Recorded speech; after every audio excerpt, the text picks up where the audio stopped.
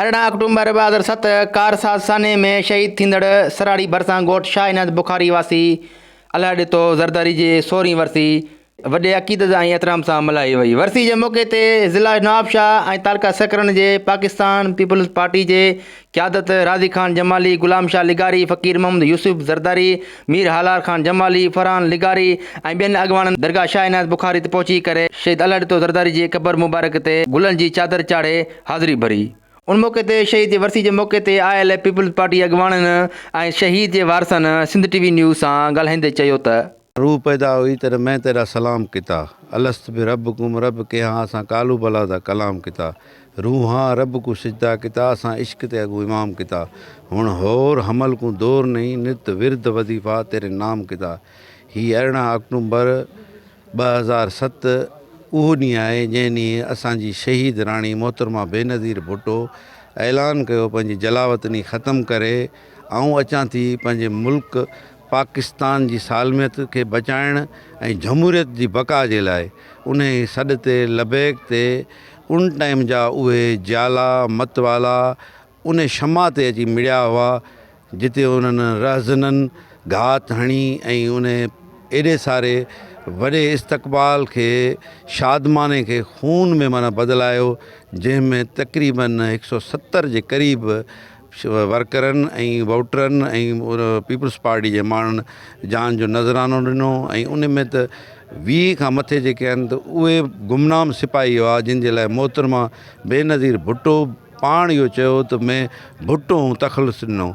उन में ही असांजो शहीद अलाह ॾितो ज़रदारी बि हो जेको शाहनाज़ ते बीठा आहियूं। इन खां अॻु में हींअर असां शहीद ज़ोहेब जमाली ते पीर दोस्त जे मुक़ाम ते सॼी संगत सां हाज़िरी भरे आया आहियूं। इन लाइ क़ुर्बानी ॾियणु घुरिजे ऐं इन्हनि जी जेका क़ुर्बानी आहे उहा राय खां कान्हे का। अॼु असां हिते सभु बीठा आहियूं ऐं उन्हनि खे अची हिते अक़ीदत जा गुल निछावर कया आहिनि ऐं सुर्ख़ सलाम पेश कया आहियूं।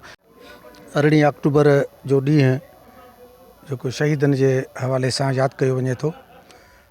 जेकॾहिं मां जिते असां शाहनाज़ में बीठा आहियूं शहीद अलाह ॾिते ज़रदारी जे हवाले सां त मुंहिंजो तमामु वेझो रहियो आहे ऐं वेझो दोस्त रहियो आहे ऐं हर इलेक्शन में असां सां गॾु हूंदो हो, हर जलसे में, हर पीपल्स पार्टी जे जलसे में गॾु। अहिड़े तरीक़े सां ज़ोहेब जमाली कराची में रहंदो हो, उन्हनि जो बि उते हर पार्टी में हर जलसे में अचनि।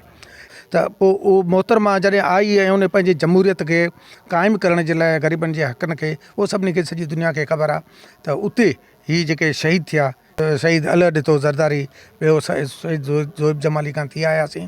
अलाह उन्हनि खे जन्नत में नसीब करे। हक़ीक़त में हिते उन्हनि खे चवण जी ज़रूरत कान्हे, ही हिकु यादाश्त आहे ऐं ही जन्नती आहिनि, हिननि को ॾोह न कयो आहे, हिन खे बिना ॾोह जे शहीद कयो वियो आहे ऐं अलाह कंदो त इंशाअल्लाह। अंदर नहीं गिरते, टूटे भी तो सितारे तो कभी ज़मीन पे नहीं गिरते, गिरते हैं बड़े शौक़ से दरिया समंदर में मगर समंदर कभी दरिया में गिरा नहीं करते।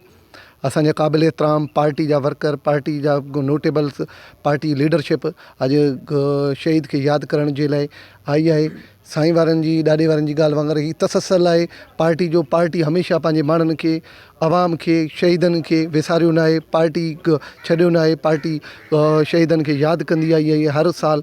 उन खां पोइ जॾहिं 2007 में ही धमाको थियो, 2008 में जीअं असांजी गवर्नमेंट आई, हिन असांजे इलाइक़े में शहीद जे सदके असांजे इलाइक़े में सुई गैस जो हिकिड़ो वॾो असांखे स्कीम ॾिनी वई, जेके असांजे मुख़्तलिफ़ ॻोठ हुआ असांखे ॾिनो वियो। असांजे हाई स्कूल जेको मिडल स्कूल हो 2008 खां पोइ उनखे हाई स्कूल जो दर्जो ॾिनो वियो। या असांजे इलाइक़े जे मुख़्तलिफ़ जेके ॻोठ हुआ उन्हनि में नंढा नंढा प्राइमरी स्कूल खोलिया विया। इन सां बाक़ी पार्टी जो हुकम आहे, असां हमेशह पार्टी सां जुड़ियल रहिया आहियूं। जॾहिं बि पार्टी जो हुकम थिए थो उते गॾु आहियूं। ज़रदारी शहीद अलाह ॾितो ज़रदारी फर्ज़ंद जीअं त मुंहिंजे बाबा जी पाकिस्तान पीपल्स पार्टी लाइ हिकु वॾी क़ुर्बानी थियल आहे ऐं इंशाअल्लाह जिथे बि क़ुर्बानी ॾियणी पए त इंशाअल्लाह मां क़ुर्बानी ॾियणु तयारु आहियां। ऐं असांखे खपे त पार्टी सां जुड़िया रहूं ऐं पार्टी सां गॾु हुजूं, ॾुखे वक़्त में पार्टी सां गॾु हुजूं। इहे करे थी असांजो पाकिस्तान पीपल्स पार्टी जो ज़िला शहीद बेनज़ीराबाद जनरल सेक्रेटरी ॾाढा गुलाम शाह लिगारी आहे। कमकार सभु इहो करे ॾाढा गुलाम शाह लिगारी खे मां चवां थो। कैमरामैन शिराज ज़रदारी सां गॾु रियाज़ ज़रदारी, सिंध टीवी न्यूज़, सराड़ी।